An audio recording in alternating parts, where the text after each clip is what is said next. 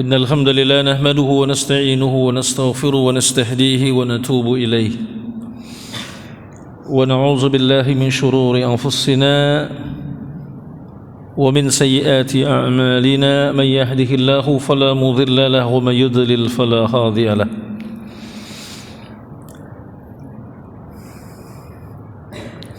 وأشهد أن لا إله إلا الله وحده لا شريك له وأشهد أن محمدا عبده ورسوله لا نبي ولا رسول بعده اللهم صل وسلم على هذا النبي الكريم والرسول العظيم سيد غير المهجل وقائد المجاهدين حبيبنا وشفينا وقدواتنا وقرة أعيننا مولانا محمد وعلى آله وصحبه وجنوده وأنصاره ومن سلك سبيله ومن صار على نهجه ومن جاهد في الله حق جهاد أما بعد قال الله تعالى في القرآن الكريم أعوذ بالله من الشيطان الرجيم يا أيها الذين آمنوا اتقوا الله حق تقاته ولا تموتن إلا وأنتم مسلمون وقال النبي صلى الله عليه وسلم اتق الله حيثما كنت واتبع سيئات الحسنة تمحوها وخالق الناس بخلق حسن صدق الله العظيم وصدق رسول النبي الكريم.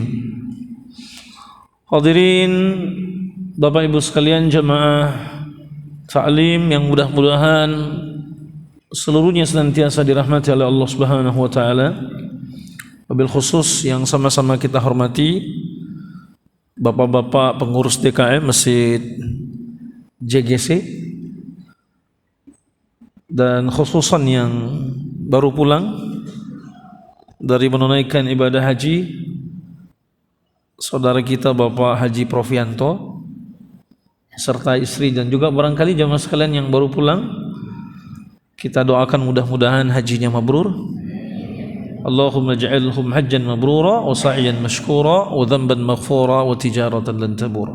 Semoga hajinya mabrur, sa'inya disyukuri, dosanya diampuni dan insyaallah menjadi perniagaan yang tidak pernah mengenal kata rugi di sisi Allah Subhanahu wa taala. Adapun yang belum pulang semoga segera dimudahkan ya, karena ini baru kloter berapa kemarin tuh ya, beberapa belas ya. Semoga Allah mudahkan untuk sampai kembali ke tempatnya insyaallah. Bapak Ibu yang dimuliakan Allah Subhanahu wa taala, pada pagi hari ini tema kita adalah tanda dan fenomena iman yang lemah. Atau tanda dan fenomena iman yang melemah. Hadirin sekalian, sebelum kita bahas lebih lanjut, kita mencoba untuk merenungkan firman Allah Subhanahu wa taala di dalam surah Al-Hadid, surat ke-57 ayat ke-16.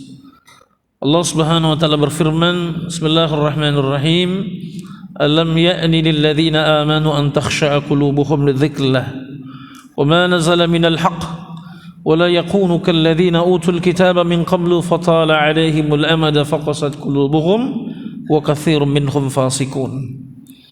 Belumkah datang waktunya bagi orang-orang yang beriman untuk tunduk hati mereka mengingat Allah dan kepada kebenaran yang telah turun kepada mereka. Dan janganlah mereka seperti orang-orang yang sebelumnya telah diturunkan Alkitab kepadanya. Kemudian berlalulah masa yang panjang atas mereka, lalu hati mereka menjadi keras. Dan kebanyakan di antara mereka adalah orang-orang yang fasik.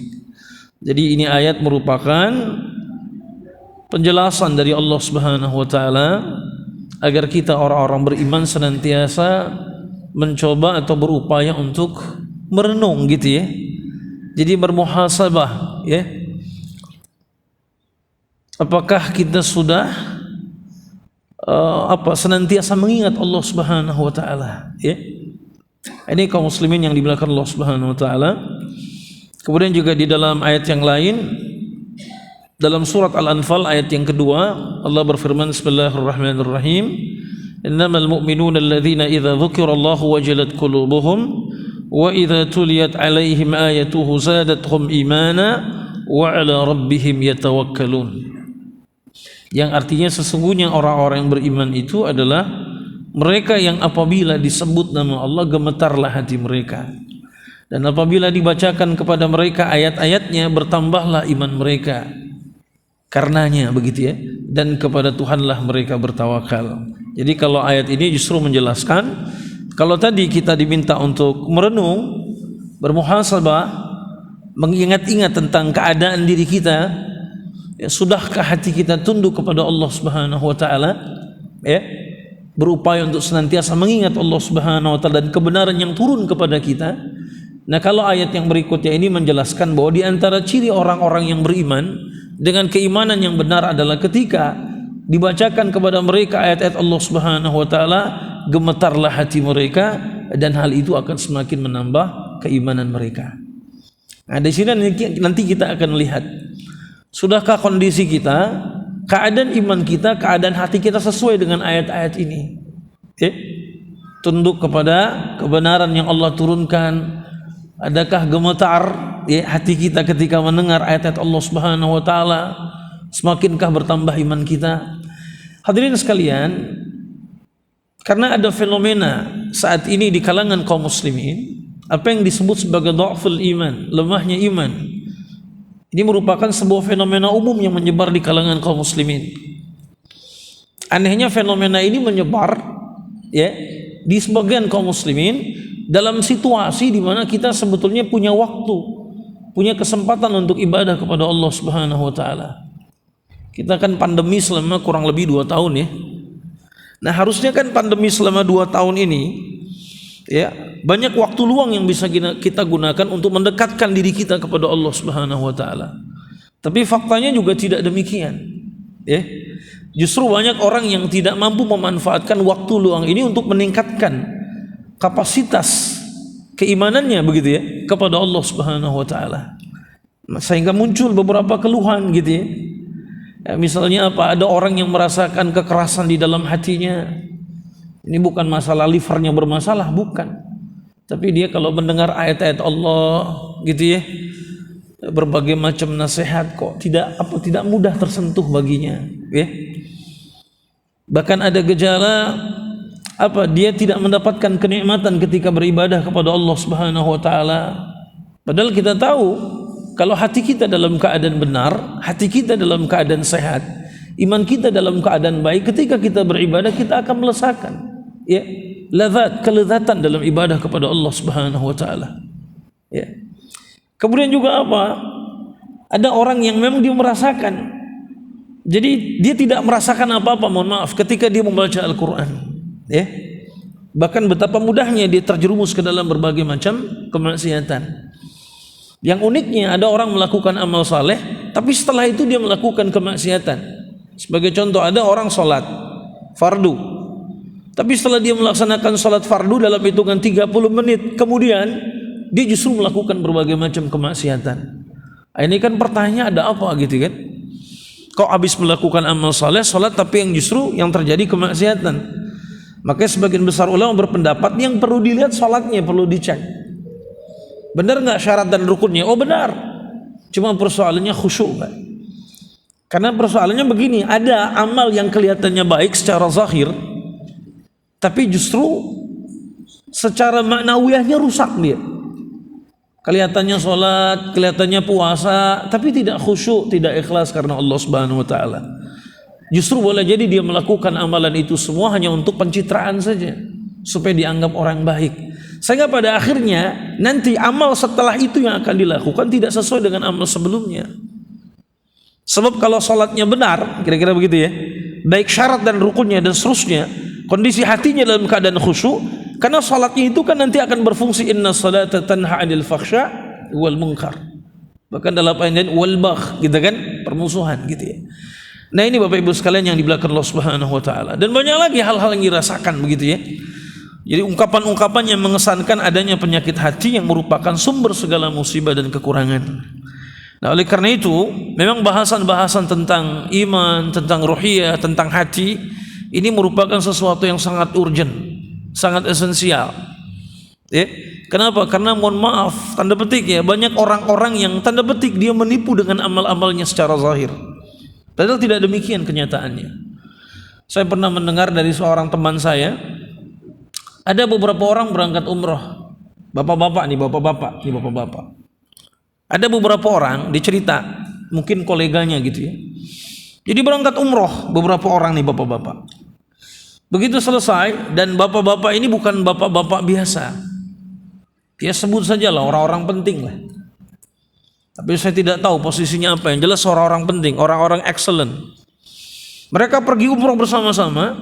Tapi apa kata teman saya? Antum tahu nggak apa yang dilakukan setelah pulang ke Indonesia? Itu nggak langsung pulang ke rumah mereka. Jadi mereka langsung turun ke ke bandara. Mereka langsung merapat entahlah ke kawasan Sudirman atau apa. Yang jelas bukan SCBD gitu ya. Bukan. Itu anak-anak itu. Ya, langsung mereka check-in di hotel. Dan ketika mereka check-in di hotel, ya sudah. Mereka minta ditemani oleh perempuan. Padahal itu habis pulang umroh, kata teman saya. Nah, antum bisa bayangkan apa yang salah? Apakah salah pada ibadah umrohnya? Kan begitu ya? Tidak, orang kalau benar, umrohnya akan menjadi kebaikan baginya di dunia dan di akhirat. Tapi yang salah adalah pada orangnya kan. Bisa jadi dia umroh hanya sekedar untuk pelesiran saja, entah menutupi kesalahannya, entah sekedar pelesiran saja. Apalagi sekarang umroh kan banyak umroh paket nih, umroh paket Turki, umroh paket Istanbul kan gitu ya, dan seterusnya. Umroh paket Bali nggak ada ya, nggak ada. Biasanya umroh paketnya Bangkok gitu ya kalau ada ya. Makanya ada salah satu tetangga saya, dia bilang, masa saya habis pulang umroh jalan-jalan ke Bangkok, ngapain coba katanya? Yang bagus coba ke Bangkok dulu baru ke umroh gitu ya. Jadi hadis melihat hal-hal yang maksiat, baru taubat kan begitu ya. Itu rutenya agak bener dikit gitu ya. Baik, itu hadirin sekalian yang dimuliakan Allah Subhanahu wa taala. Jadi persoalan hati ini persoalan urgen. Oleh karenanya Rasulullah SAW sampai menjelaskan ya dalam sebuah hadis sahih, ala wa inna fil jasadil mudghah idza salahat salahal jasadu kulluhu wa idza fasadat fasadal jasadu kulluhu ala wa hiya qalb. Ketahuilah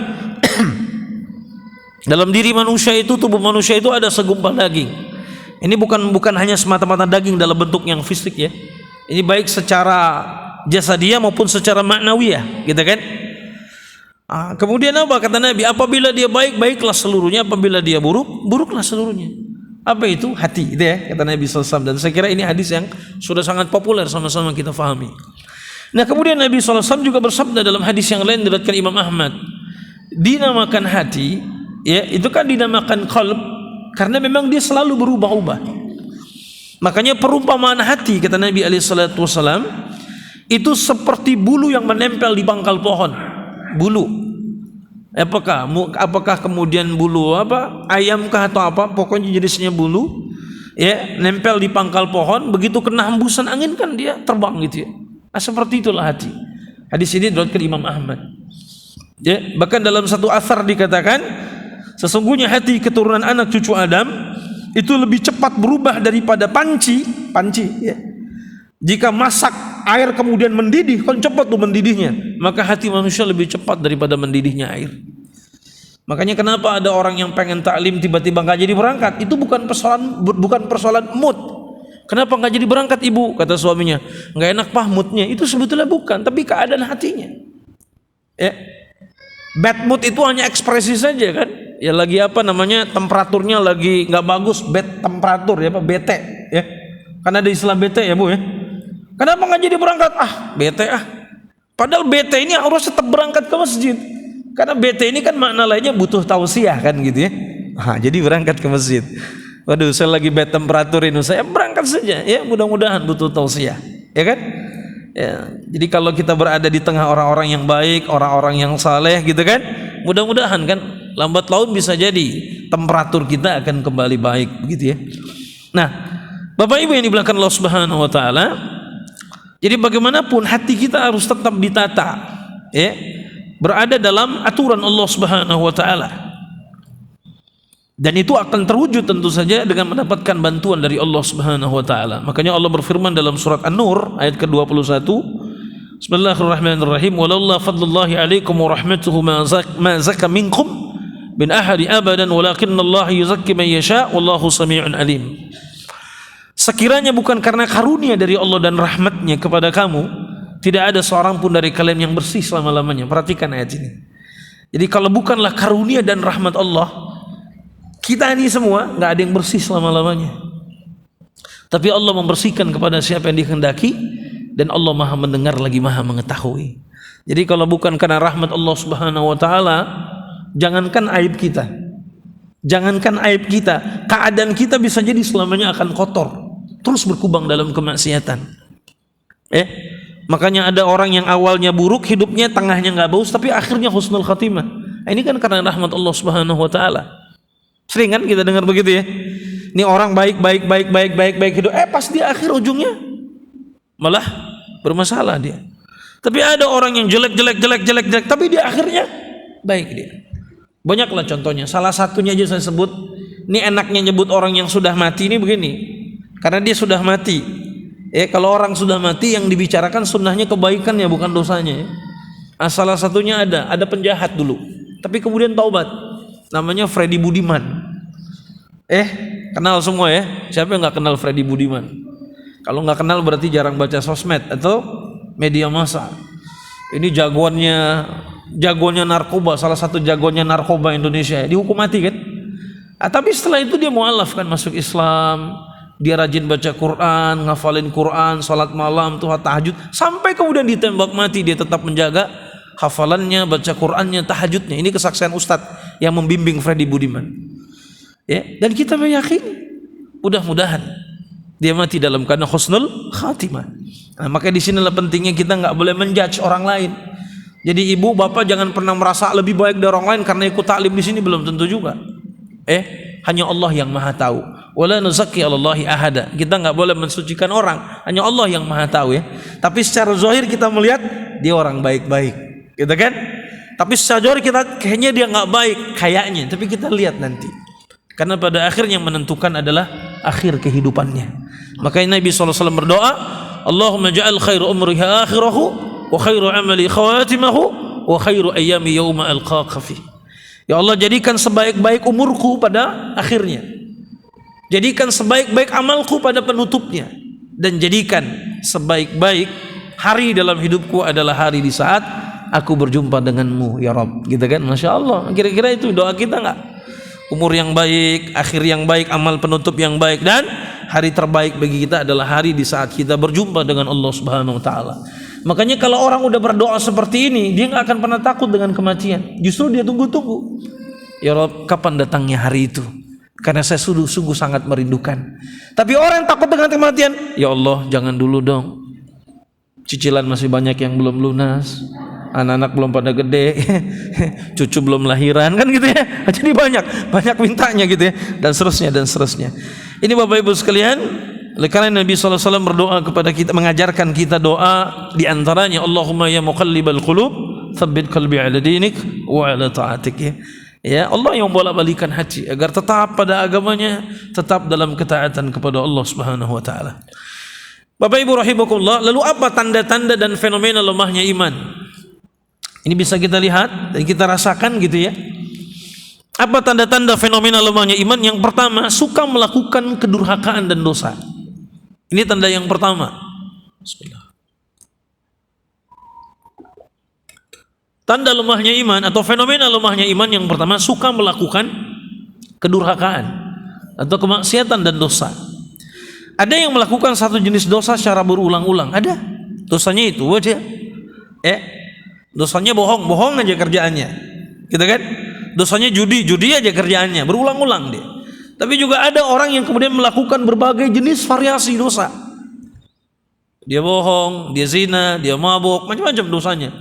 Varian dosanya banyak. Nah, akibat dari berulang-ulangnya melakukan dosa itu jadi kebiasaan. Nah, kalau sudah terbiasa, dia melakukan dosa itu secara terang-terangan. Nah, akhirnya ketakutan terhadap dosa itu sirna dalam hatinya. Ini yang paling ngeri nih. Jadi ketika orang menganggap berbuat dosa itu udah biasa, udahlah. Ini kan persis bagaimana disabdakan Nabi SAW, apabila seorang manusia, siapapun itu, termasuk dia muslim, mukmin, ya apalagi kalau orang-orang kafir bukan urusan kita. Mereka sudah jelas.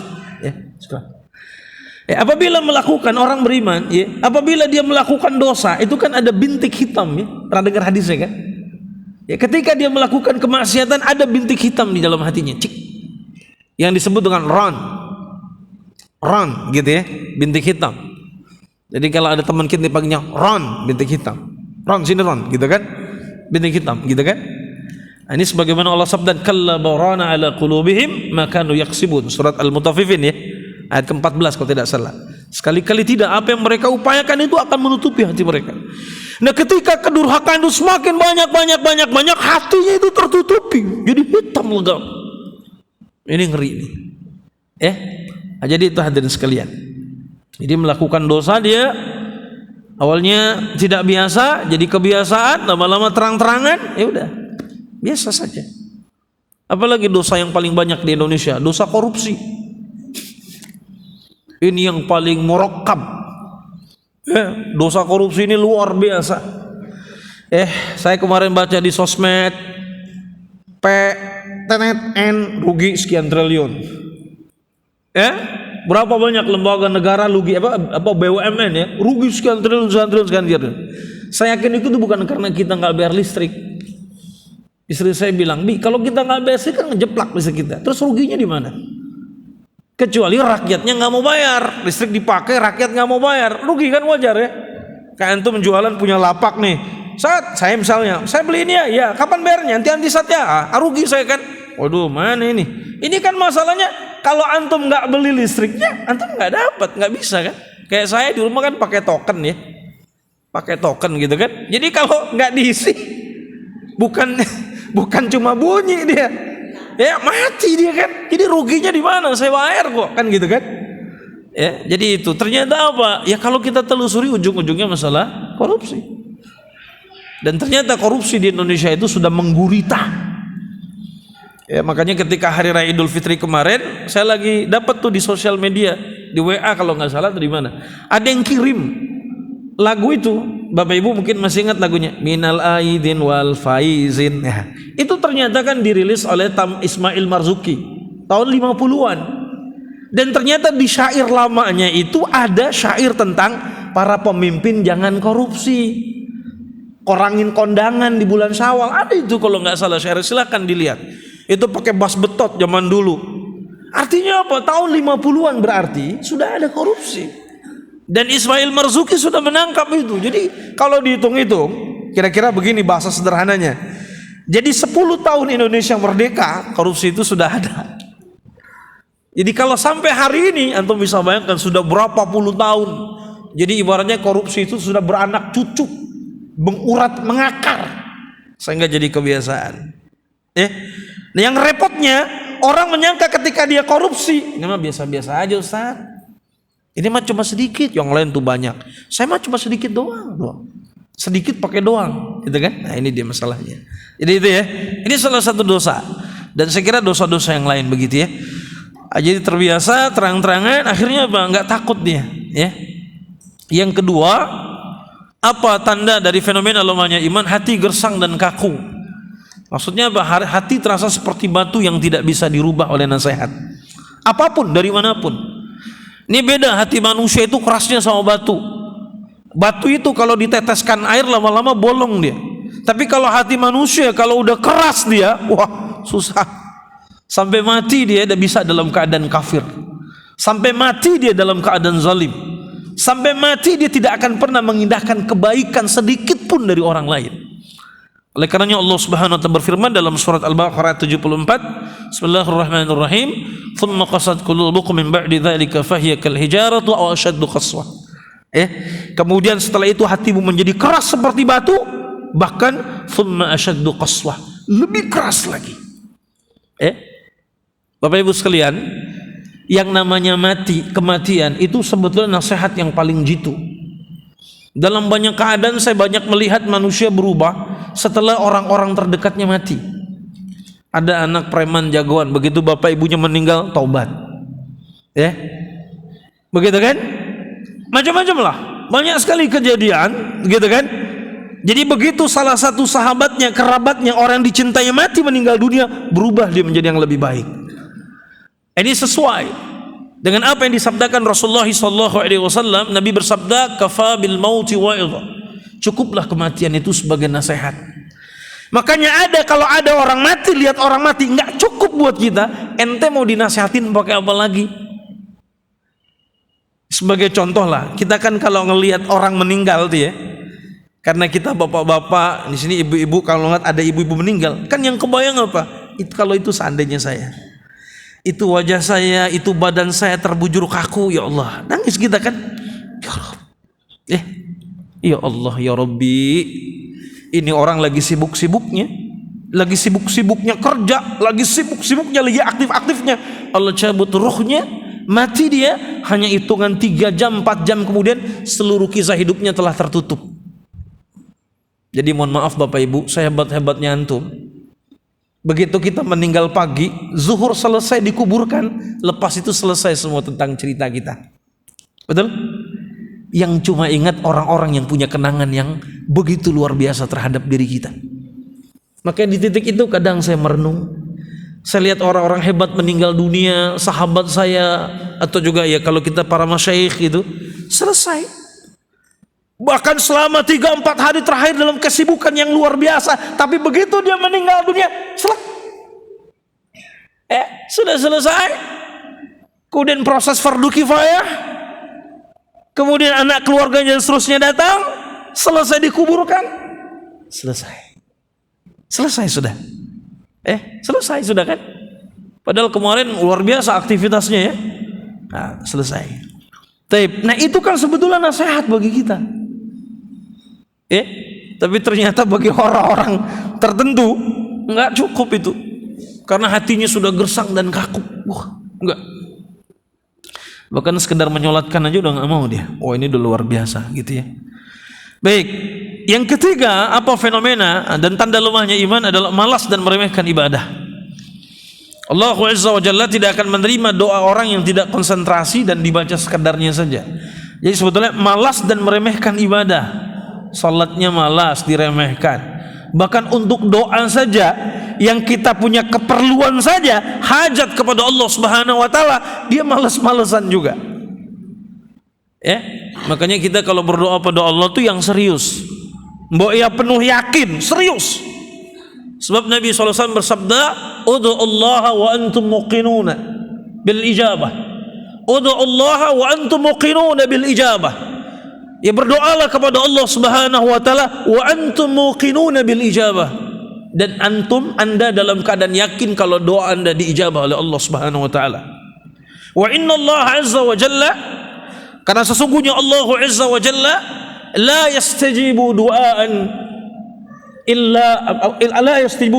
min qalbin ghafilin lahin, karena Allah Subhanahu wa taala tidak akan menerima doa yang berasal dari hati yang lalai. Makanya kadang ada orang doa tapi hatinya kemana-mana. Rabbana atina fid dunya hasanah, hatinya ke lemburan kerja, kejemuran, kemana-mana. Enggak, jangan begitu, fokus. Rabbana atina fid dunya hasanah, betul-betul kita minta sama Allah kebaikan di dunia. Rabbana hab lana min azwajina, hati kita betul-betul, ya Rabb saya minta pasangan hidup saya, anak-anak saya jadi keturunan yang saleh, dan hatinya tuh khusyuk, enggak kemana-mana. Jadi hatinya tidak mengembara kemana-mana, tapi betul-betul yakin dia, tidak dalam keadaan lalai. Makanya mohon maaf, kadang-kadang orang sholat saja hatinya lalai kan. Secara fisik dia menghadap kiblat, dia melakukan bacanya, tapi hatinya belum tentu ada di situ. Hatinya belum tentu ada di tempat sholatnya. Bisa jadi hatinya, pikirannya mengembara kemana-mana. Gajian suami hari ini udah cair atau belum, gitu kan? Misalnya kan?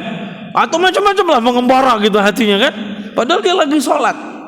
Begitu pula doa kadang-kadang seperti itu juga, dia doa tapi kemana-mana hatinya, kemana-mana pikirannya, begitu ya. Jadi yang ketiga, malas dan meremehkan ibadah. Jadi jangan sampai kita malas ya, tapi kalau sudah malas meremehkan ibadah, ini tanda nih imannya lemah, begitu ya. Yang keempat, tidak berkonsentrasi dan tidak fokus dalam ibadah. Memahami ibadah sebatas rutinitas belaka, enggak punya ruh dan penghayatan sama sekali. Di antara yang Allah sindir dari orang-orang yang munafik itu adalah sebagaimana Allah sampaikan dalam surat An-Nisa ayat ke-142. Bismillahirrahmanirrahim. Innal munafiquna yukhadi'una Allah wa huwa khadi'uhum wa idza qamu ila as-salati qamu kusala yura'una an-nasa wa la yadhkuruna Allah illa qalila. Ini kata Allah. Kadang-kadang kita tahu tanda munafik itu cuma 3 ya. Padahal kalau dikumpulan di hadis dan ayat lebih dari 3. Saya ingat Dr. Aid Abdullah Al-Qarni itu menghimpun ayat dan hadis tentang sifat tanda orang munafik itu kurang lebih ada 30 tanda. Salah satunya ini. Jadi orang munafik itu apa? Kalau sholat tuh malas. Ya kalau malas biasanya kelihatan secara gestur ya. Allahu Akbar. Malas gitu kayaknya. Ente kayaknya malas banget sholat. Malas kayak orang malas kelihatan secara gestur. Jadi intinya apa? Mereka berdiri dalam keadaan malas. Kemudian apa? Mereka juga bermaksud ria dengan sholatnya di hadapan manusia. Ini hati-hati nih. Pak nggak ke masjid pak? Enggak di rumah aja. Kan pandeminya udah selesai pak? Enggak ada, malas di rumah aja. Nah gitu ya. Tapi begitu pak, besok bapak dari kampung mau datang. Besok rajin ke masjid dia kan. Nah ini dia. Ini tanda-tanda nih. Saya nggak bilang tanda-tanda munafik. Yang paling gampang aja lah. Ini berarti ini riya nih bisa jadi nih ya. Pamer ya kan. Hampir sama lah gitu kan. Nah, begitu mertuanya tinggal di rumahnya selama seminggu rajin dia ke masjid. Begitu mertuanya pulang nggak ke masjid lagi. Kok nggak ke masjid lagi? Sudah pulang kan. Ya. Kalau ini biasanya contoh ilustrasi tentang riya begitu ya. Tapi masalahnya begini. Ya, tanda-tanda kemunafikan itu bukan berarti memang itu hanya dimiliki oleh orang munafik. Yang munafik itu lain tidak. Tapi tanda-tanda kemunafikan itu bisa menghinggapi diri kita sebagai seorang mukmin. Makanya berhati-hati. Makanya Nabi SAW sampai membuat ukuran kan, salat yang paling berat bagi orang munafik itu salat subuh dan salat isya kan. Inna athqala salata 'alal munafiq gitu kan. Ya, salatus subuh wa salatul isya kan. Salat subuh dan salat isya paling berat ini. Nah, taib. Jadi ini mereka tuh berdiri di hadapan manusia itu pamer. Ya. Nauzubillah, makanya hati-hati nih. Kalau yang udah rajinnya sholat di masa-masa pilkada, di masa-masa pilek ya, ada pilek, flu, demam gitu kan, rajin ke masjid ya, menyambangi masjid nih hati-hati. Begitu udah jadi selesai nggak pernah ke masjid lagi. Ini sama anekdot seperti orang di kampung sebelah, pengen jadi pejabat baca ayat kursi, begitu jadi pejabat kursinya diambil, ayatnya ditinggal katanya. Waliyazubillah ya, jangan sampai begitu kan gitu ya. Taib. Jadi ini ya, jadi bermaksud tuh riya, pamer dia di hadapan manusia kalau sholat. Jangan sampai demikian lah. Auzubillah min zalik. Taib ya, jadi keempat ini tidak konsentrasi, nggak fokus dalam ibadah. Dia hanya memahami ibadah rutinitas saja. Yang kelima, tanda atau fenomena iman yang lemah ini adalah perilaku dan tabiat berubah dari baik menjadi buruk. Sebelumnya baik kok jadi buruk ya. Hatinya selalu gelisah, selalu menyalahkan, bahkan mohon maaf cepat marah pada hal-hal yang sepele. Padahal dulunya nggak begitu. Ini ada masalah nih. Bahkan salamatus sadar, kelapangan dadanya tuh hilang. Ada masalah sedikit aja, harusnya dia bisa memaafkan. Dan pada masa lalu, pada sebelum-sebelumnya dia mampu memaafkan, sekarang enggak. Gampang marah, sempit dadanya begitu kan? Padahal Nabi SAW bersabda bahwa al-iman bahwa as-sabru nisful iman. As-sabru nisful iman. Sabar itu sebagian dari iman. Dan juga kelapangan dada. Nah ini Bapak Ibu yang dimuliakan Allah Subhanahu wa taala. Jadi tanda yang berikutnya atau fenomena dari lemahnya iman ini, perilaku dan tabiat berubah dari baik menjadi buruk. Nah ini makanya hati-hati, perhatikan kalau orang biasa baik kemudian kok jadi buruk perangainya, ini ada apa ini? Gitu kan? Yang keenam, tidak merasa tersentuh dengan bacaan Al-Quran. Tidak tersentuh dengan bacaan Al-Quran. Gak ada usaha untuk memahami, menghayati Al-Quran dan selalu melalaikan isinya. Nah, ini juga ya tanda lemahnya iman berikutnya ya. Jadi kalau mendengarkan baca Quran tidak tersentuh, atau ketika dia sendiri membaca Quran tidak tersentuh hatinya, tidak berupaya untuk memahami ayat-ayatnya. Makanya selalu sampaikan, kalau bisa di rumah-rumah kita, di setiap rumah kaum muslimin minimal punya satu lah Quran terjemah. Karena mohon maaf, kita ini kan bukan orang Arab. Enggak semua kita pinter bahasa Arab. Tapi kalau kita punya Quran terjemah, kita baca Quran, kita bisa paham isinya kan? Setidaknya dalam pengertian secara umum ya. Kalau yang khusus kita membutuhkan tafsir ya. Kalau enggak jelas juga kita bisa bertanya kepada para asatizah kan begitu kan? Nah, jadi ini. Jadi berupaya untuk memahami Al-Quran. Saya punya jamaah pengajian ibu-ibu di daerah Tambun ya. Di daerah Tambun itu mereka punya program itu setiap pekan namanya OWOJ, OWOJ ya. Jadi one week one juz, satu pekan satu juz. Itu bukan cuma bacaan Qurannya, jadi plus dengan membaca terjemahnya. Jadi kalau kita kan biasa ODOJ, one day one juz, ini enggak OWOJ, one week, satu pekan. Tapi satu pekan itu satu juz, baca Quran berikut terjemahnya. Biar apa? Biar kita nyambung. Karena mohon maaf ya, punten ya, kadang-kadang kita baca Quran tapi kelakuan kita nggak nyambung dengan bacaan kita. Serius ini.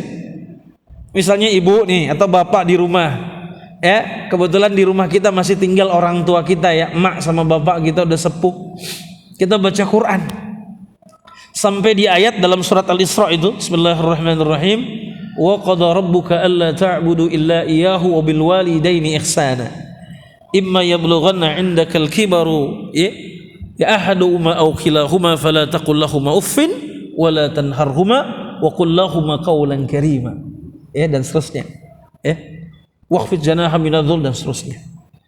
Nah, ini ayat dibaca. Selesai ayatnya dibaca, sadaqallahul azim, emaknya yang udah tua manggil, "Neng, kadia, Neng." Aduh, ntar dulu atuh mah, sebentar Ini baru baca Quran, ngomong begitu aja itu udah salah, udah nggak sesuai dengan ayat yang dibaca. Di situ udah ada kata keengganan, bahkan apalagi kalau udah sampai ngomong kumaha ieu teh mama, orang baru baca Quran, ya sebentar, begitu kan, udah nggak boleh itu. Karena tadi ayatnya kan. Dan Tuhanmu telah memerintahkan kepadamu untuk berbakti kepada untuk menyembahnya dan berbuat baik kepada kedua orang tuanya. Apalagi ketika salah satunya atau kedua-duanya sudah sepuh dan berada dalam tanggungan mereka. Maka apa kata Allah? Allah mulai dari yang paling rendah. Fala taqul lahumu uffin, jangan ngomong sama orang tua. Bapak, emak, itu aja nggak boleh. Apalagi wala tanharuma, dinaikin lagi dosisnya, apalagi bentak. Tapi apa kata Allah? Wa qul lahumu qawlan karima, ucapkan kepada keduanya perkataan yang baik. Makanya saya suka bilang kalau lagi ceramah di pabrik-pabrik nih kan isinya banyak GM, banyak manajer. Antum boleh GM di sini. Tapi kalau udah sampai rumah di hadapan ibu bapak kita, lepas semua bajunya, saya cuma seorang anak. Njih pak, njih, sini, njih pak. Biarin driver antum ngelihat, waduh, bos saya kalau dipanggil bapaknya nggak apa-apa. Itu pelajaran buat saya. Dan kita kasih tahu ke dia bahwa kita tetap di depan orang tua bukan siapa-siapa. Begitu. Nah, punten ya, kembali ke ayat tadi. Jadi begitu. Jadi begitu paham, oh iya, ini enggak, ayatnya dibaca kelakuannya nggak nyambung. Ini tanaqudat namanya gitu kan. Baca Qur'annya ada di sini, pemahamannya sama kelakuannya ada di sisi yang lain, nggak nyambung. Makanya ini PR bersama sebetulnya. Anak-anak kita banyak hafal Quran 30 juz. Anak-anak kita hafal Quran.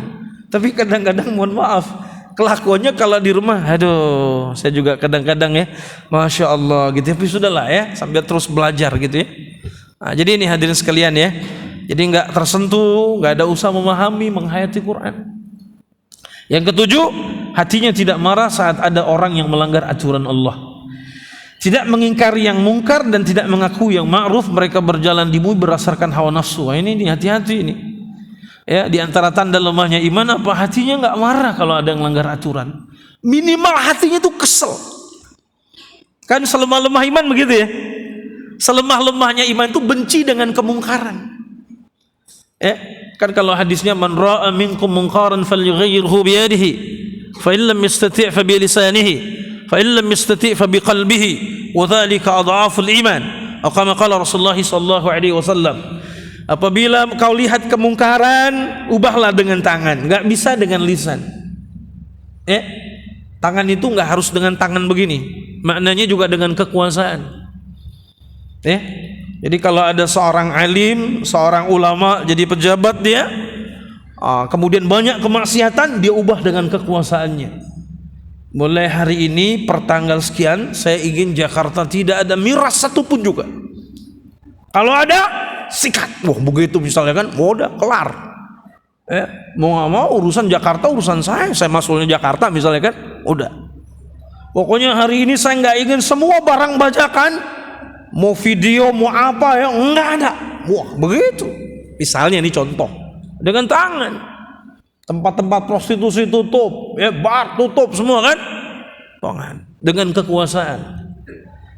Makanya ceramah ustadz ribuan kali, ceramah tempat prostitusi nggak ditutup, tapi tanda tangan wali kota, tanda tangan gubernur tertanda, set, tutup. Itu hebatnya ketika dakwah masuk pada kekuasaan, kan itu ya, pentingnya itu seperti itu. Orang-orang saleh berada pada kekuasaan, masya Allah, begitu kan? Ini hadirin sekalian rahimakumullah. Nah, jadi ini apa persoalannya? Lihat tangan tidak rubah, lisannya nggak mau, minimal itu dengan hati, kata Nabi. Nah, kalau hatinya sudah menolak, mengingkari, apa kata Nabi? Fadzalika adhaful iman, itu selemah-lemahnya iman. Jadi kita kesel aja, Bu, nih kesel banget sini orang pada mabuk, kesel banget nih orang pada begini maksiat, saya benci. Tapi di hati saja, itu aja adhaful iman. Dalam hadis yang lain, kalau itu nggak ada juga, apa kata Nabi? Tidak ada lagi iman di dalam hatinya, walaupun hanya sebesar biji dzarrah. Waduh, nauzubillah min dzalik. Hati-hati. Minimal kita bencilah dengan hati kita ya, walaupun kita nggak banyak bisa berbuat, saya benci betul ya hati. Tapi yang ke-8, apa tanda atau fenomena dari lemahnya iman? Cinta materi, gila kedudukan, jabatan dan suka popularitas. Bismillah. Jadi itu ya. Jadi kata Nabi SAW, di antara tanda lemahnya iman ada orang yang cinta terhadap materi. Cinta pada harta itu boleh dalam kadar tertentu. Yang enggak boleh itu kan malahubban jamma. Dalam surat Al-Fajr ya. Jadi cinta yang amat berlebihan terhadap harta itu enggak boleh. Tapi kalau cuma sekedar suka, saya suka nih rumah saya bagus, hijau gitu kan. Mobil saya bersih, itu kan hal yang biasa. Kecintaan hal yang biasa. Tapi ketika dengan kecintaan yang teramat sangat pada harta, pada materi, kemudian juga gila pada kedudukan, jabatan, bahkan gila pada popularitas, ini hati-hati. Ini menunjukkan tanda lemahnya iman seseorang. Makanya seorang salafus saleh bernama Ibrahim bin Adham rahimahullah pernah mengatakan, ma sadaqallahu man ahabba syuhrah. Ma sadaqallahu man ahabba syuhrah. Tidak akan pernah berlaku jujur kepada Allah orang yang mencintai popularitas. Jadi hati-hati. Ulama juga begitu. Kalau ulama udah mencintai popularitas, hati-hati. Khawatir dia sudah tidak boleh jujur kepada Allah Subhanahu wa taala. Enggak, ini hati-hati saja. Bukan kita menuduh, tapi hati-hati saja. Kalau kita sudah mencintai popularitas, berarti kita sudah mulai tidak jujur kepada Allah Subhanahu wa taala. Kan seperti ini kata Imam Al-Ghazali ketika ditanya, "Wahai Imam, kapankah seorang ulama itu rusak?" Ketika dunia sudah menguasai hatinya, kan? Jadi hati-hati. Gitu kan? Jadi orang alim saja, ulama saja bisa rusak hatinya. Bisa rusak sikapnya. Bisa rusak dia kan keadaannya. Kenapa? Kalau dunia itu sudah menguasai hatinya, ya. Jadi cinta materi, gila kedudukan, jabatan dan seterusnya, ini menunjukkan tanda lemahnya iman.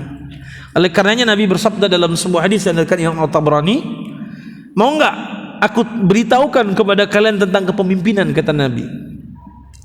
Kepemimpinan itu pada awalnya celak, keduanya penyesalan, dan akhirnya azab di hari kiamat, kecuali bagi pemimpin yang adil. Jadi itu. Jadi awalnya kata Nabi celak, yang kedua penyesalan, yang ketiga azab di akhirat bagi mereka yang tidak berlaku adil, gitu ya. Nah, oleh karena kepemimpinan yang adil dan baik sebagaimana kepemimpinan Rasulullah SAW, Nabi Yusuf alaihissalam, gitu ya, dan banyak lainnya, begitu ya. Demikian juga para sahabat seperti Abu Bakar, Umar, gitu ya. Nah, ini yang kesembilan. Apa tanda dari lemahnya iman yang berikutnya? Bakhil dan kikir. Ya, sebetulnya bakhil sama dengan kikir. Cuma kadang-kadang kita sebut udah bakhil kikir, ya itu dia juga sebetulnya kan. Bakhil bahasa Arab gitu kan, al-bukhl gitu ya. Kikir bahasa Indonesia. Ya, tapi di Indonesia banyak terjemahan bakhil ternyata. Kikir, medit, koret, merki, kedekut ya. Macam-macam ya. Belum lagi orang Betawi punya istilah lagi kalau nggak salah ya. Tapi nggak enak ngomong di masjid ya. Nah, jadi itu kan, apa bakhil itu? Pelit, kikir, merki, koret, kedekut, wah macam-macam lah. Enggak. Apalagi kan, ya macam-macam lah kita. Barangkali di kampung kita mungkin ada istilah sendiri kan. Ini kalau ada orang bakhil, kikir, ini juga termasuk fenomena imannya bermasalah gitu ya. Sebab kalau kita lihat kisah sahabat dalam surat Al-Hasyr ayat ke-9, itu kan Allah Subhanahu memuji kaum Ansar ya, ketika mereka menemui kaum Muhajirin dengan kelapangan dada, walaupun mereka dalam kondisi yang susah, gitu kan. Jadi Allah selamatkan mereka dari bakhil ya. Nah, jadi mereka para sahabat Ansar ini telah melakukan apa yang disebut dengan ithar istilahnya ya. Jadi mementingkan diri orang lain daripada dirinya sendiri ya. Jadi bakhil dan kikir ini tidak akan menyatu selama-lamanya. Sebagaimana sabda Nabi SAW dalam hadis diriwayatkan Imam An-Nasa'i, kikir dan iman tidak akan menyatu dalam hati seseorang selama-lamanya. Makanya hati-hati, kikir dan iman tidak akan menyatu dalam hati seseorang selama-lamanya. Tapi ada Ustaz, dia beriman, sholat tapi pelit, nah berarti imannya belum sempurna ya. Imannya tidak berada dalam kondisi yang lebih baik lagi. Sebab orang kalau imannya semakin baik ya, imannya semakin baik, semakin sempurna, pasti sifat kikirnya akan sirna. Percayalah. Kenapa? Karena dalam sebuah hadis sahih Nabi mengatakan, al-malul mu'minina imanan ahsanuhum khuluqan, gitu ya. Orang yang paling sempurna keimanannya adalah orang yang paling baik akhlaknya. Nah, orang kikir ini kan akhlak yang buruk. Jadi kalau antum punya sahabat, dia rajin sholat, ini itu, tapi masih pelit, memang baru ke situ aja tingkatan imannya. Baru di situ aja baru tingkatan imannya. Belum lebih dalam tahapan-tahapan yang sempurna. Sebab apa? Saya dan kita semua nggak akan pernah ketemu. Cobalah kita lihat ya. Ini jujur saja dengan sejarah ya. Kan tidak ada generasi yang terbaik di kalangan umat Islam, generasi sahabat kan. Nah, antum pernah ketemu nggak ada sahabat yang pelit? Sebut ceritanya ke saya, satu saja. Walaupun yang tampil kepada kita kan cerita lebih banyak kibarus sahabat ya, sahabat-sahabat yang utama ya. Sebutlah, ada nggak? Nggak ada kan? Abu Bakar As-Siddiq infak dengan seluruh kekayaannya, semuanya. Nggak ada satu rupiah pun kalau bahasa kita yang ditinggalin, semuanya habis. Umar bin Khattab dengan setengah kekayaannya. Sahabat yang lain juga begitu. Itu untuk urusan yang luar biasa, apalagi cimang tamu datang ke rumah dikasih makannya, lebih kecil lagi. Ini kekayaannya dikasih semua untuk kaum muslimin, untuk keperluan jihad, keperluan Islam dan kaum muslimin. Ini ya kan? Nggak ada, nggak akan ketemu. Tabi'in, Imam Ahmad, coba Imam Ahmad bin Hanbal, salah satu imamnya Ahlus Sunnah. Beliau punya kebiasaan yang saya lihat, yang saya baca.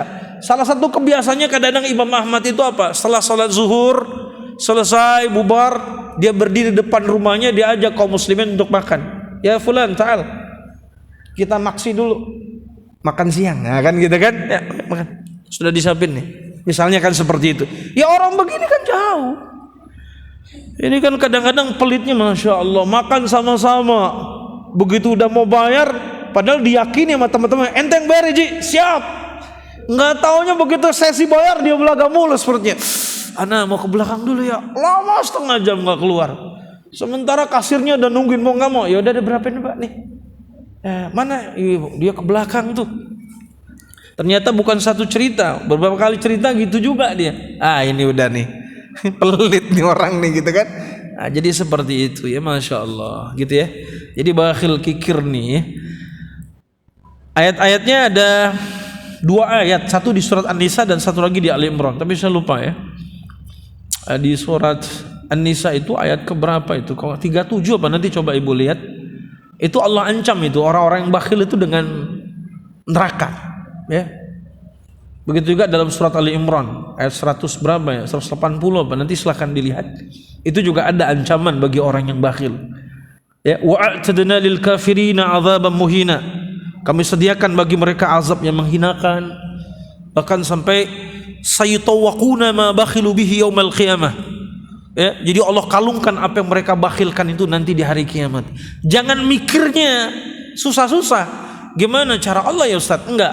Allah Maha tahu. Enggak usah, itu urusan Allah. Gimana caranya Allah mengkalungkan semua kekayaan yang pernah kita bakhilkan nanti di hari kiamat, itu cara Allah, itu urusan Allah, bukan ilmu antum. Yang terbatas ini bukan. Kemudian yang berikutnya yang ke-10, apa tanda lemahnya iman adalah perkataannya enggak sesuai dengan perbuatan. Ya. Ini kalau dalam surat As-Saff ayat kedua dan ketiga itu kan, ya. Ya ayyuhalladzina amanu lima taquluna ma la taf'alun, ya kabura maqtan indallahi an taqulu ma la taf'alun. Ya. Nauzubillah min zalik, ya.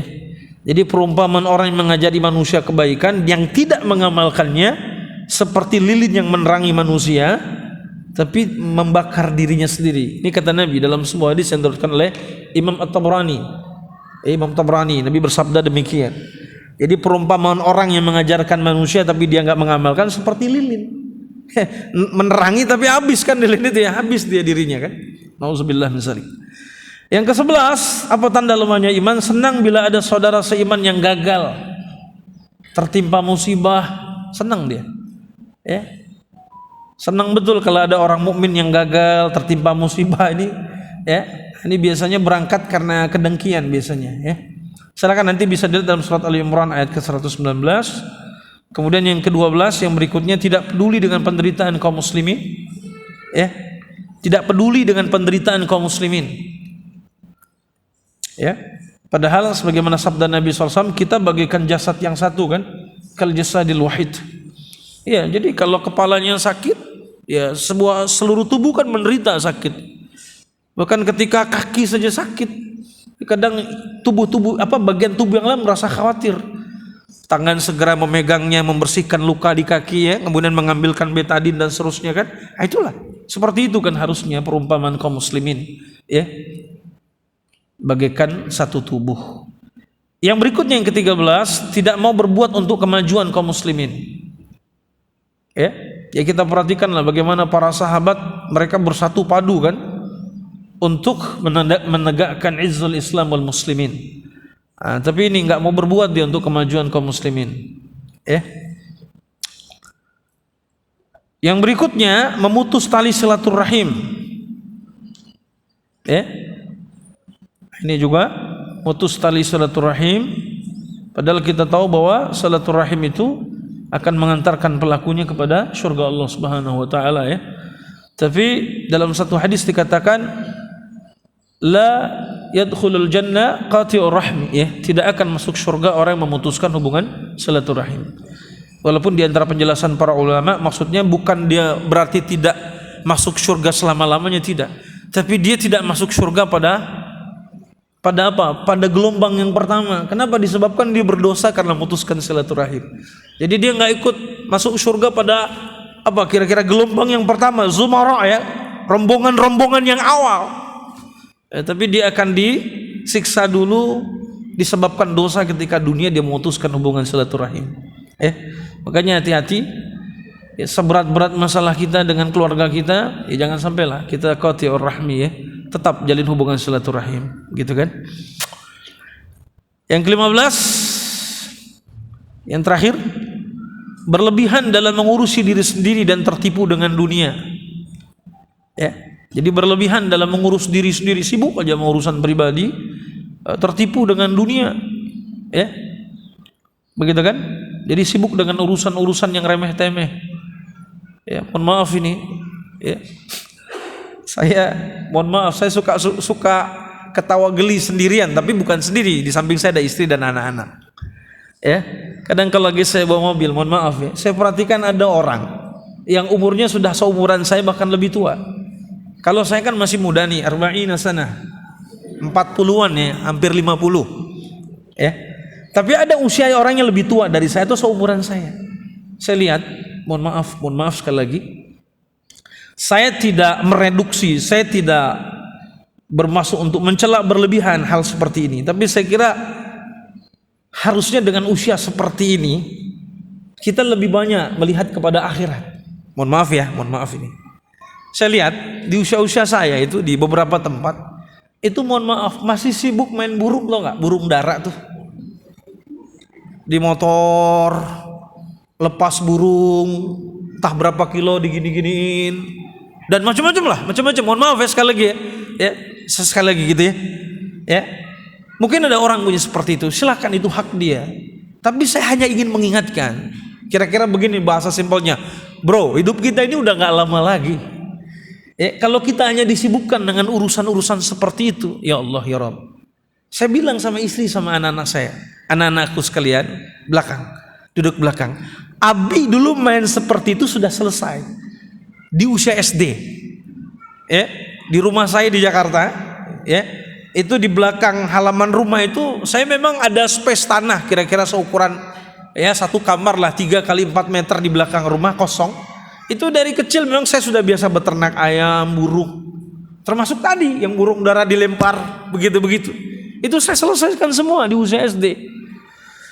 Miara ayam gitu. Saya nggak di usia yang semakin ke sana, saya nggak mau sibuk lagi dengan urusan-urusan begitu. Tapi makan burungnya sama ayamnya masih mau. Tapi kalau menyibukkan ini, kecuali memang usaha saya itu, ya. Nah, jadi sepertinya ini kan nggak saya perhatikan, mohon maaf, sampai jiddiyahnya, kesungguhannya untuk yang begitu. Ya Allah, mohon maaf. Ya, saya bilang, waduh, kok sampai kayak begitu ya, gitu kan? Nah, ini kan khawatirnya itu menjadi berlebihan. Sehingga apa? Kapan lagi waktu kita untuk ke masjid, berzikir, ya kan? Kapan lagi waktu kita untuk baca Quran, tadabbur, ya, memahami. Sementara arba'ina sana, umur kita udah 40 tahunan, masuk ke 50 tahunan, 60 tahunan. Itu kan usia-usia yang sudah mendekati kubur, gitu kan? Jadi kalau bahasa Imam Al-Qurtubi rahimahullah, ini usia yang dikatakan tua, sudah dikatakan tua juga belum, tapi ini sudah sampai pada puncak-puncak kematangan usia seseorang, 40-an itu. Makanya kan jadi ukuran. Taib. Jadi ini berlebihan ya, ini hati-hati dengan hal-hal seperti itu. Ini menunjukkan juga kondisi keimanan kita, begitu kan? Taib. Sampai di situ terkait dengan tanda-tandanya, gitu ya. Nah, kemudian saya ingin bahas yang berikutnya, apa sebab yang menjadikan iman kita bermasalah tadi ya. Iman kita mengalami penurunan. Sebabnya kita bahas. Tadi kan tanda-tandanya, ya, tanda-tandanya, mazahir, ya, kira-kira gitu, mazahir ya. Apa yang muncul di permukaan, gejalanya apa, ya kan? Ya, kalau mohon maaf, mungkin kalau bahasa dokter, diagnosis penyakitnya apa. Tapi sebab penyakit ini muncul kita harus tahu. Ya, oh bapak menderita penyakit autoimun, gejala-gejalanya ini terlihat. Nah, penyebabnya apa dok? Oke, kita bahas penyebabnya. Nah, gitu kan? Ya, penyebabnya apa nih? Apa bapak selama ini kebanyakan makan cendol gitu kan? Apa ya maaf misalnya kan? Nah. Lalu apa sebab-sebab terjadinya penurunan iman? Yang pertama, menjauhi lingkungan yang islami. Nah, ini sebab kenapa iman kita bermasalah, turun, lemah. Boleh jadi yang pertama adalah karena kita jauh dari lingkungan yang islami, menjauhi lingkungan islami, menjauhi masjid, pengajian, halaqah zikir, Quran, ya, halaqah zikrul maut, ya. Nah, ini kita jauh dari yang begitu. Makanya Imam Hasan Al-Basri rahimahullah pernah berkata, saudara kami, ikhwanuna, ya, lebih berharga, kadang lebih kami cintai saudara kami di pengajian ini daripada keluarga kami. Sebab apa? Saudara kami di sini mengingatkan kami tentang akhirat, sementara keluarga di rumah mengingatkan dunia. Serius, ini berkata Imam Hasan Al-Basri. Makanya saya punya seorang guru dan beliau sudah wafat, Allahu yarham, semoga Allah merahmati beliau. Jadi anaknya cerita, jadi salah satu nama yang sering disebut, didoakan oleh ayahanda Pak Kiai semasa hidupnya itu, ada satu nama kiai yang beliau sebut kalau di akhir tahajudnya dia doa, setelah tahajud dia doa, Allahumma firli Ustadz Fulan. Padahal Ustadz Fulan itu udah meninggal beberapa tahun lalu, sering didoakan. Anaknya itu di deket-deket dengar-dengar, loh kok Abah suka doain Ustadz Fulan? Sehingga karena seringnya mendoakan Ustadz Fulan, selesai sholat abahnya ditanya oleh anaknya nih, Abah punten bah, Abah kenapa suka doain Ustadz Fulan? Kan Ustadz Fulan kan sudah mati. Bahkan tidak sedikit juga kadang saya dengar dalam 1-2 kesempatan Abah kalau sedekah juga suka bilang, ini ya insyaallah pahalanya untuk Ustadz Fulan. Sampai begitu. Anaknya tanya, dia bilang Fulan, beliau itu sahabat Abah, ikhwanuna, saudara Abah. Dan Abah kalau ingat dia, Abah selalu ingat dengan akhirat. Tapi kalau amat dengan kalian anak-anak, ya, Abah kadang-kadang lebih banyak diingetin tentang urusan-urusan dunia. Bah, cicilan itu belum lunas, bah. Bah, tagihan itu, bah, ini, bah, mobil, bah, rumah, bah, agak, dunia aja kebanyakan. Tapi kalau ikhwan dalam kajian-kajian seperti ini, dalam majelis-majelis keilmuan, lebih banyak mengenangnya itu adalah mengenang kehidupan akhirat. Ya. Ini Bapak Ibu sekalian dimuliakan Allah Subhanahu wa taala, ya. Makanya kita selalu dekatlah dengan masjid, dengan tempat-tempat kebaikan, ya. Karena itu selalu mengingatkan kita, ya. Nah, ini yang pertama, sebab terjadinya penurunan iman karena menjauhi lingkungan Islami, begitu ya.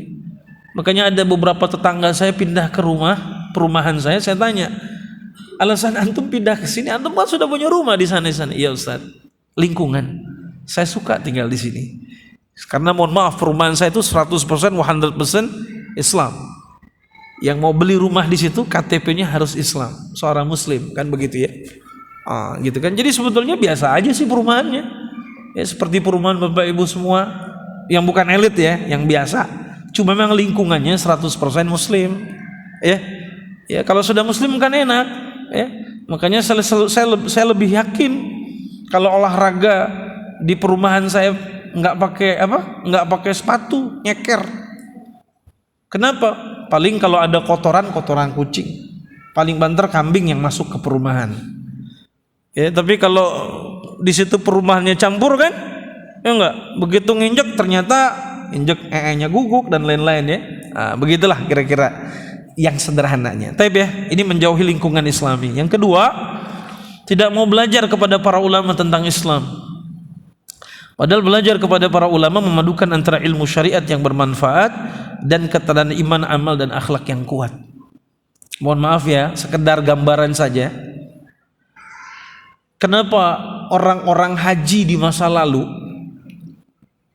itu, mohon maaf, tingkat keulamaannya, kefakihannya beda dengan orang-orang yang pulang haji di masa sekarang. Kenapa?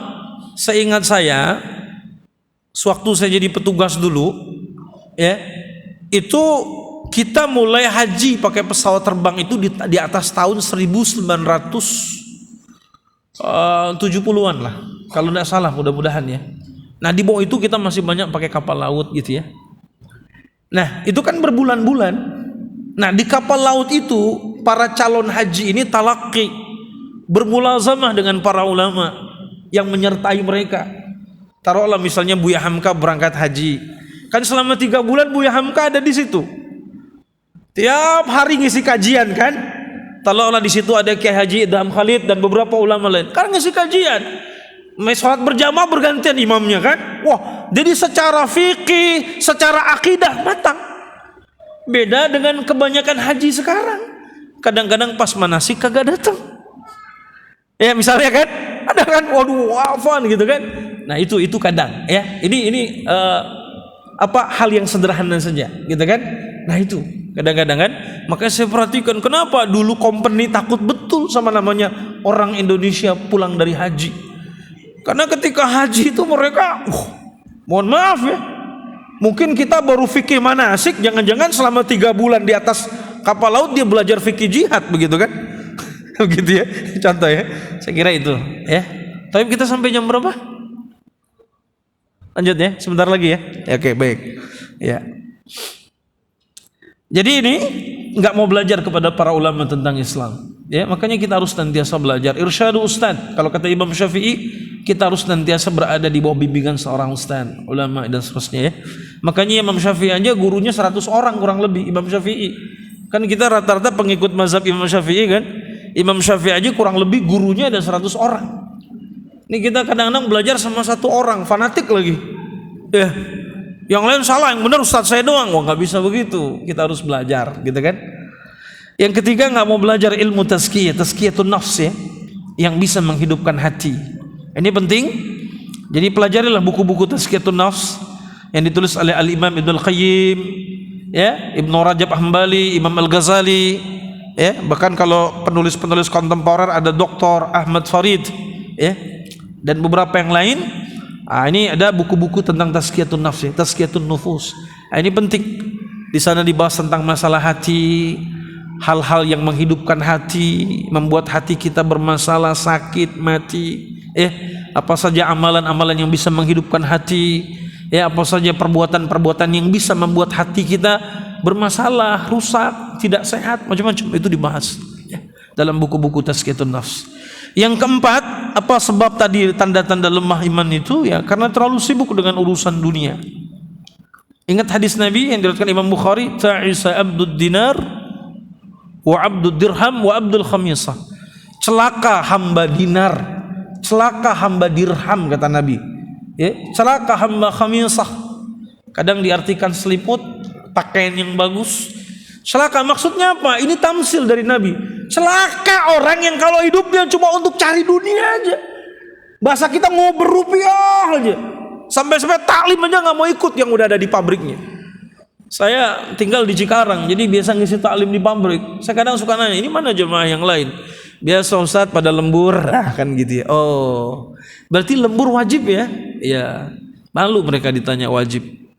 Kalau gitu wajib, lembur nggak wajib deh, sunnah mu'akadah, mendekati wajib kan gitu ya. Jadi itu makanya sepi kadang-kadang.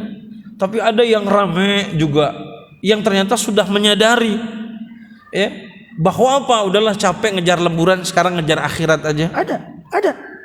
Makanya saya perhatikan tuh ada beberapa perusahaan yang karyawannya banyak, kalau sudah kajian sore itu ternyata usianya udah di atas 40-an. Kayaknya udah gak banyak lagi butuh sama dunia. Saya lihat, wah ini bentar lagi pensiun, wah pantas udah mulai ngaji. Tapi alhamdulillah lah, masih kepikiran ngaji kan. Tapi banyak yang begitu ada satu pabrik kok nggak hadir, rupanya di pabrik itu karyawannya anak muda semua, fresh graduate. Wah ini kayaknya masih demen sama dunia ini, lagi sibuk-sibuknya ya. Mungkin istilahnya lagi apa? Lagi masa pertumbuhan gitu atau apa gitu ya, lagi lucu-lucunya gitu ya. Kalau anak-anak kan lagi sibuk dia. Ini terlalu sibuk dengan urusan dunia ya. Oleh karenanya kata Nabi dalam hadis surat At-Tabrani, cukuplah bagi kalian selagi hidup di dunia ini seperti bekal orang yang akan bepergian. Tapi yang kelima, sibuk mengurus harta, istri dan anak-anak. Setiap umat ada fitnahnya, dan fitnah umatku adalah harta. Jadi fitnah umatku adalah harta. Tadi hubungan juga dengan pekerjaan, dengan dunia ya. Oleh karenanya Allah sebutkan innama amwalukum wa auladukum fitnah wa innallaha ajrun azim ya. Al-Anfal ayat ke-28. Sesungguhnya harta dan anak-anakmu adalah cobaan ya, dan sesungguhnya di sisi Allah ada pahala yang besar. Jadi harta dan anak-anak cobaan. Betul enggak, Bu? Cobaan. Harta itu cobaan bagi kita. Bagi kita yang belum kaya, pengen kaya, cobaan. Sibuk aja cari uang sana sini biar kaya. Akhirnya apa? Berbagai macam amal soleh banyak kita tinggalkan, berbagai macam kewajiban. Bahkan jangankan yang wajib, sunnahnya aja. Jangankan sunnah, maaf, wajibnya sudah banyak ditinggalkan. Nah, kemudian juga anak-anak adalah cobaan kita anak-anak. Berapa banyak orang tua yang berbuat salah lantaran permintaan anaknya. karena ulah anaknya jadi salah. Pak, ini begini-begini Pak, Bapak nggak punya uang. Ya pokoknya nggak mau tahu, Bapak harus punya uang, kata anaknya. Mikir dia gimana caranya. Akhirnya melakukan penipuan, korupsi sana sini untuk kepentingan anaknya. Kalau begitu kan jadi cobaan kan, anak tuh ujian kan, jadi fitnah. Ya. Udah kadang-kadang bini juga jadi fitnah gitu kan. Ya. Yang keenam, panjang angan-angan. Ya, tulul amal. Sesungguhnya aku takutkan atas kalian mengikuti hawa nafsu dan angan-angan yang muluk-muluk. Ya, nah ini hati-hati nih. Tulul amal, kita panjang angan-angan. Ngerasa kalau kita maksiat, masih bisa tobat. Padahal itu cuma angan-angan kita aja. Boleh jadi besok mati. Ini persis seperti Nabi SAW menggambarkan kan, ilustrasi ya. Mungkin Bapak Ibu SAW masih ingat hadisnya. Ketika Nabi menggambar dengan ranting di atas sebuah pasir kan. Nabi bikin 4 persegi panjang ya. Pernah dengar hadisnya kan? 4 persegi panjang nih. Ini ilustrasi saya aja ya. 4 persegi panjang. 4 persegi panjang. Nah garis ini kata Rasulullah ini manusia. Nah garis ini ajal. Nah kemudian Nabi gambar garis melampaui 4 persegi panjang keluar. Ini angan-angannya. Jadi kita punya angan-angan yang melesat, tapi di sini ada garis takdir kematian kita. Nah kemudian di dalam kotak atau persegi panjang Nabi gambar garis-garis kecil. Nah apa kata Nabi? Kata Nabi SAW, ini adalah ujian-ujian dalam hidupnya. Ya ketika dia lewas ada lagi ujiannya, ada lagi ujiannya begitu. Jadi angan-angan kita panjang, yang membatasi apa? Ajal kita. Gimana Pak, Bu, rencananya? Saya sih rencananya ya sampai pensiun Ustadz. Nanti setelah pensiun tinggal di kampung. Ya anak-anak sudah pada nikah, punya cucu, bla bla bla bla bla. Ternyata sebulan setelah itu meninggal dunia dia. Gitu kan? Jadi angan-angannya melampaui ajalnya. Itulah manusia. Tulul amal, angan-angannya panjang. Tul panjang. Amal itu angan-angan. Kalau amal kan, ya. Tapi kalau dia nggak pakai ain alif dia amal, angan-angan. Panjang angan-angannya. Ya, makanya kalau udah panjang angan-angan lupa dengan akhirat biasanya. Makanya sedikitkan sajalah angan-angan kita. Apa targetnya? Saya sih pengen tua nanti begini. Tapi ya sudahlah, saya juga belum tahu kalau besok masih hidup. Nah, dibatasi. Gitu kan? Kalau nggak salah ada seorang ulama, saya lupa Gus Baha atau siapa, yang pernah mengatakan kalau saya itu nggak muluk-muluk. Pokoknya begitu selesai ibadah hari ini, aktivitas amal hari ini, malam mikir, jangan-jangan besok kali saya mati, udahlah. Gitu. Jadi di close, dia nggak usah mikir yang panjang-panjang, udahlah. Makanya malam ini, hari ini saya melakukan betul-betul yang terbaik. Kali aja besok umur saya udah nggak ada, gitu. Nah tapi yang panjang anganan masih dong, masih panjang saya mah, masih. Nggak taunya, asik gitu ya. Saya kemarin baru kehilangan sahabat, ya itu sebelum kematiannya jam kurang lebih sebelum subuh dia sudah wafat. Tapi malam hari itu dia masih ngobrol tentang kematian. Ya, dia tanya sama teman yang di depannya yang punya mobil. Yang punya mobil ini bilang sama dia, kebetulan teman saya ini, mereka semua teman saya, tapi waktu kegiatan itu saya tidak ada di lokasi. Tapi mereka cerita nih, jadi yang nyetir, yang bawa mobil ini ngomong sama yang di belakang, yang kemudian meninggal besok harinya. Dia bilang, "Bang, kenapa? Saya kok jadi ingat mati terus ya? Saya ngerasa umur saya udah makin dekat." Kata yang bawa mobil. Kata yang tengah, orang di tengah, dua-duanya teman saya, "Nggak usah begitu Bang, setiap orang pasti mati. Udahlah, biasa aja lah. Kelak yang ngomong ini yang kemudian besok mati." Padahal yang ngerasa bakalan mati dekat itu yang bawa mobil. Kayaknya umur aneh nggak lama nih Bang, kata yang bawa mobil. Dan faktanya yang bawa mobil sampai sekarang masih hidup. Yang ngomong katanya umurnya kayaknya udah nggak lama lagi. Begitu. Jadi jangan ngerasa juga umur nggak lama. Hanya Allah yang maha tahu, gitu kan. Tapi walaupun ada juga orang ngomong nggak lama, bener-bener nggak lama, ada. Tapi ada juga yang saya udah mau mati nih kayaknya besok, nggak jadi. Akhirnya pas 10 tahun kemudian belum mati juga tuh orang. Ada.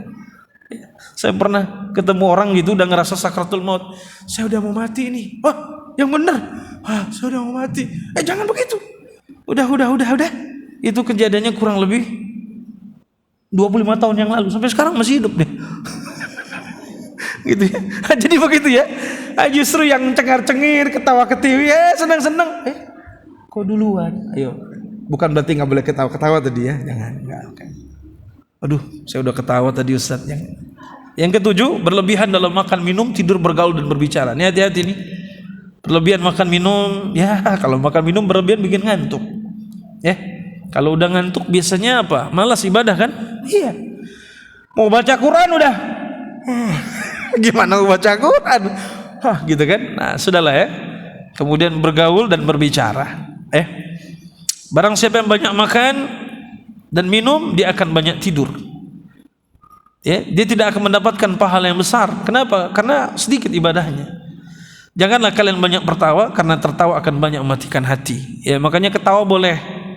Ketika ada orang tanya, Ustaz, ketawa itu boleh seberapa bolehnya? Saya bilang gini aja ilustrasinya. Kayak ibu-ibu bikin sayur. Ibu bikin sayur pakai garam kan? Nah, kalau sayur nggak pakai garam, nggak jelas itu sayur apa kalimalang kan? Nggak ada rasanya. Tapi kalau ibu bikin sayur, ya bayam lah atau apa, garamnya kebanyakan, suami bilang, lu mau nikah lagi nih, gitu ya. Nah, jadi secukupnya saja kan. Ya tawa juga begitu, secukupnya saja. Ya, makanya ada buku yang ditulis oleh Nasyad Al-Masyri, judulnya Ketawanya Rasulullah. Nah, memang beda sih ya. Kalau Nabi itu ketawa giginya nggak pernah kelihatan. Jadi nyaris senyum-senyumnya Nabi itu tertawanya Rasulullah. Kalau kita, waduh, luar biasa. Bukan kelihatan lagi kan, sampai temboloknya gitu ya, kelihatan gitu ya. Tapi ini banyak berlebihan makan, minum ya, dan seterusnya. Nah ini terakhir. Lalu bagaimana obatnya? Apa obat menyembuhkan lemah iman itu? Nah kita masuk ya, ini terakhir ya. Oke. Pada slide-slide yang terakhir. Jadi diagnosanya sudah, tanda-tandanya sudah, penyebabnya sudah. Sekarang apa obatnya? Apa obatnya? Untuk mengobati, menyembuhkan lemah iman, dhaful imannya apa? Pertama, selalu membaca dan menyimak Al-Quran. Selalu membaca dan menyimak Al-Quran. Quran itu baca nggak baca, kita dapat kebaikan.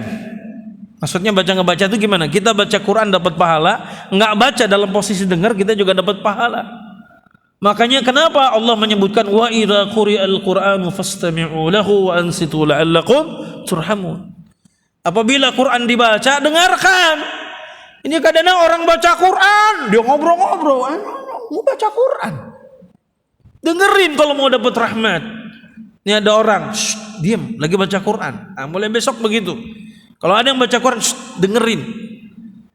Bapak Ibu jangan inilah, jangan gaya-gaya pejabat lah. Ya, kadang ada acara MTQ baca Quran, orang baca Quran dia ngobrol di depan di VIP. Wah, Quran, dengerin. Supaya apa? Dapat rahmat. Bahkan di situ wa idza quri'al Qur'ana fastami'u, istami' ya, istima', didengar. Nah, di situ ada kalimat wa ansitu. Ya. Jadi bukan cuma didengarkan, fokus didengarkan, wa ansit, diam. Diam itu apa? Enggak main apa-apa.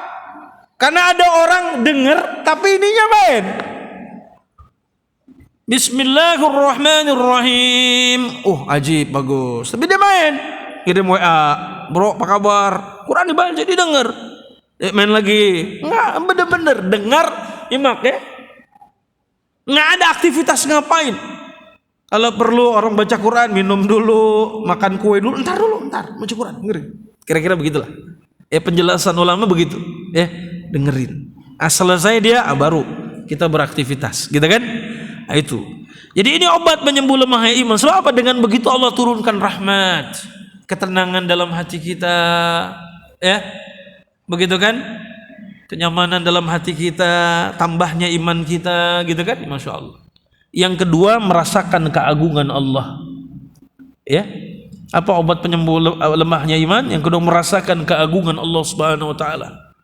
Dalam hati kita lihat betapa agungnya Allah Subhanahu Wa Taala. Bahkan pada setiap nikmat yang kita rasakan sampai dengan saat ini, ya. Makanya Nabi, sesusah-susahnya Nabi nggak pernah itu ngeluh. Beliau selalu lisannya alhamdulillah. Kita gimana kabarnya bang? Sakit gua, gitu. Gimana kabarnya pok? Capek gua. Gimana kabar pok? Lagi bokeh. Coba Nabi, mana ada? Rasulullah gimana? Nabi SAW bilang alhamdulillah ala kulli hal. Segala puji bagi Allah atas setiap keadaan. Sebab apa? Boleh jadi saya sakit tapi saya masih bisa makan enak. Serius Bu. Kan ada orang sakit ya, tapi sop kambing masih masuk, sop ayam masih masuk, ya, sop konro masih masuk, masih doyan dia makan. Berarti apa? Sakit memang. Cuma alhamdulillah nikmat yang lain masih nyambung.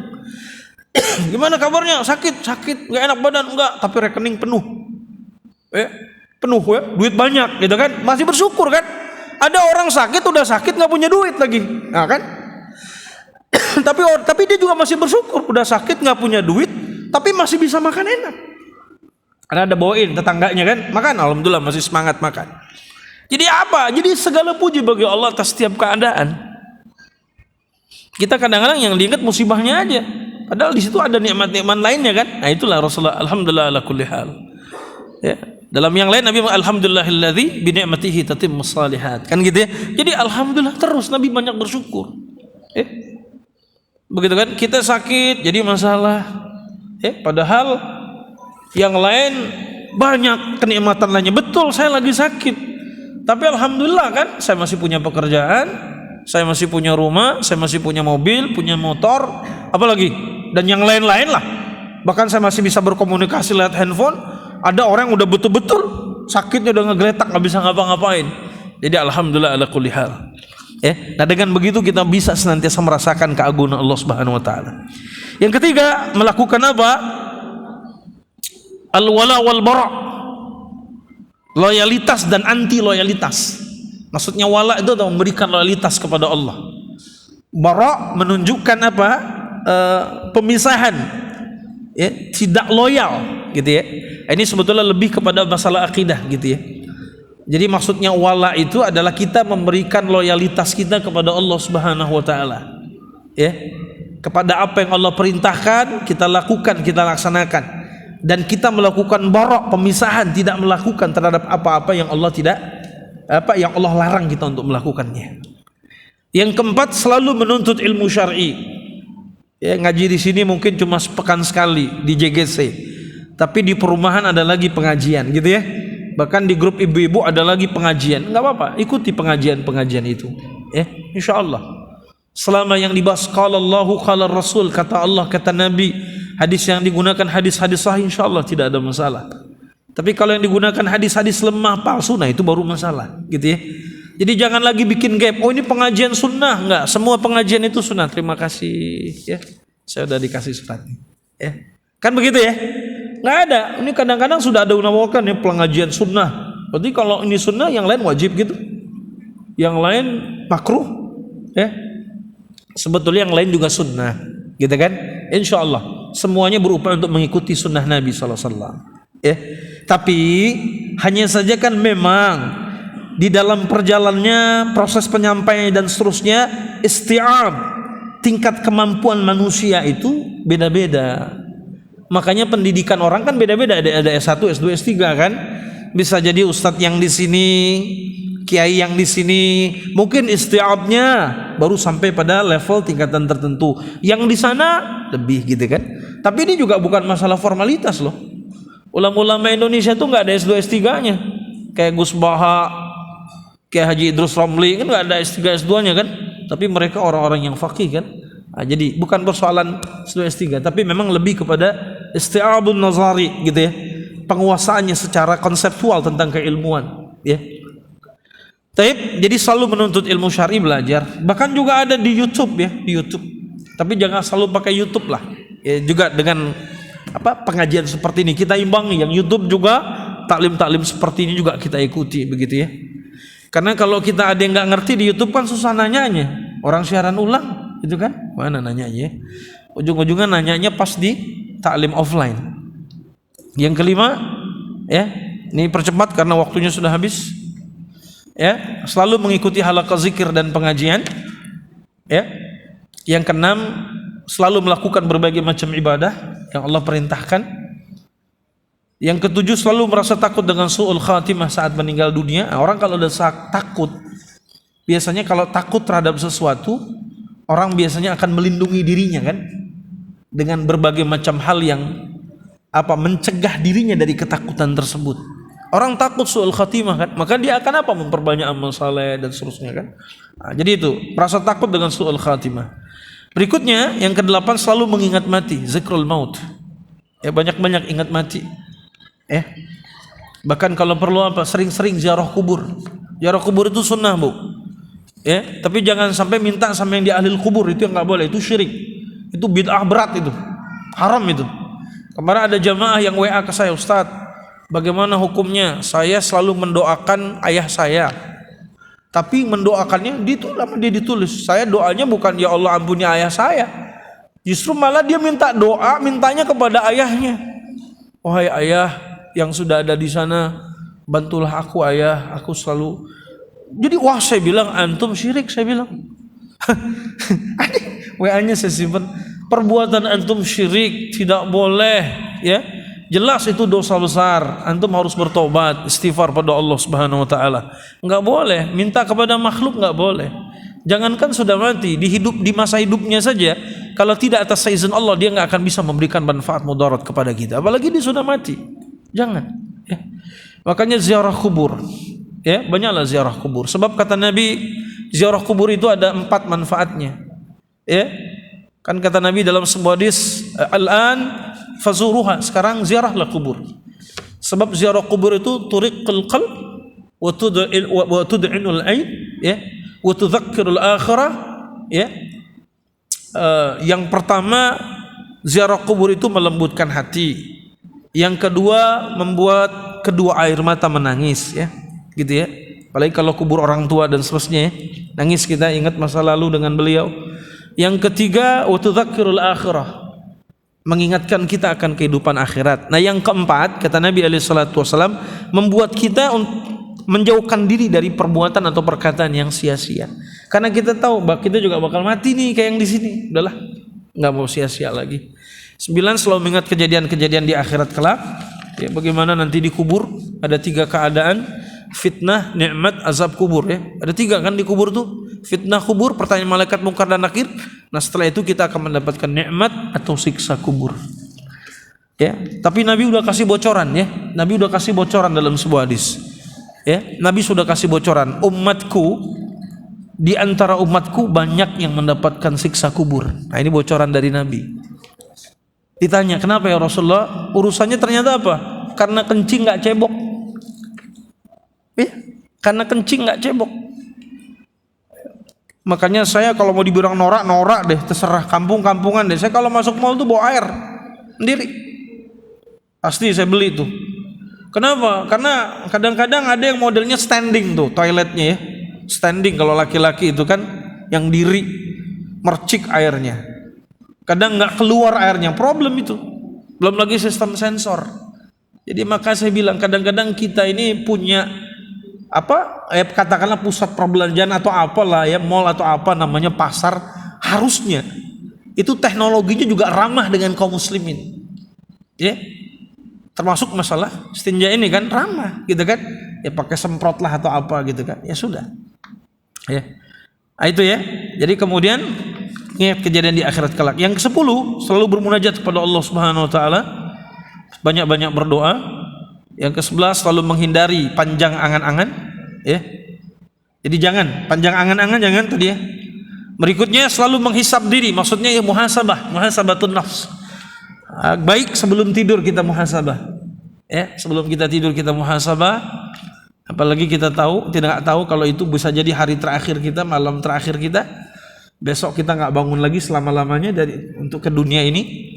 Ya, makanya doanya kan bismika Allahumma ahya wa amut, gitu kan. Bisa jadi, ya, kita hidup kita mati. Bisa jadi kemudian Allah hidupkan lagi, bisa jadi kemudian Allah matikan kita untuk selama-lamanya. Yang ke-13, selalu memahami dan memikirkan kehinaan dunia. Jadi dunia itu kata Nabi SAW tidak lebih mulia daripada seekor sayap nyamuk di sisi Allah, ya.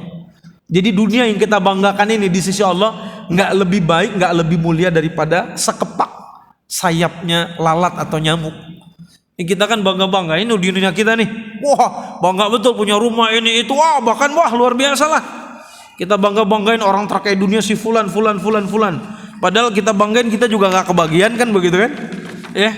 Ternyata di sisi Allah tidak lebih mulia daripada sekepak sayap lalat atau nyamuk gitu kan. Itulah dunia yang kita banggakan gitu ya. Saya kira itu yang bisa saya sampaikan. Silahkan kalau ada yang mau ditanyakan. Demikian dari saya, aku qouli hadza astaghfirullahaladzim li wa lakum. Wallahul muwaffiq ila aqwamit thoriq. Wassalamualaikum warahmatullahi wabarakatuh.